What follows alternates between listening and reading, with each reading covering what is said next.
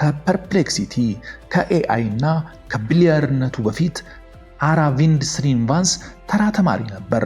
ነገር ግን በልቡ ተራ ህልም አልነበረውም። ገና በልጅነቱ እናቱ በአካባቢያቸው የሚገኘውን ታዋቂ ኢንጂነሪንግ ኮሌጅ እያሳየችው ልጄ ስታድግ እዚህ ነው የምትማረው ትለው ነበር። እሱም ያ የእናቱ ጉጉት በአእምሮ ታትሞ አደገ።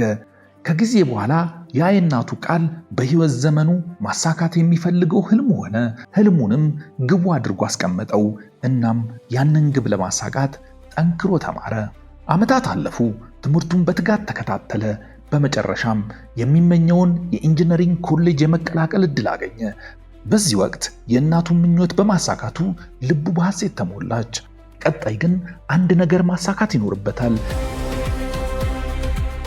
የልጅነት ህልሙ እውን ሊሆን የቀረው አንድ እርምጃ ብቻ መስሎት ነበር። ነገር ግን አንዳንድ ጊዜ ህይወት ከምንጠብቀው በላይ የሚያስተምረንን መንገድ ራሷ ትመርጥልናለች። አራቪንድም በህይወቱ የመጀመሪያው ትልቅ የተዘጋ በር ከፊቱ ተደቀነ። በኮሌጅ ቆይታው የሱ ትልቅ ፍላጎት ኮምፒውተር ሳይንስ መማር ነበር። ኮዲንግ፣ ፕሮግራሚንግ እና አርቲፊሻል ኢንተለጀንስ ማጥናት የረጅም ጊዜ ህልሙ ነበር። ነገር ግን ኮሌጁ በኤሌክትሪካል ኢንጂነሪንግ የትምህርት ክፍል ውስጥ መደበው።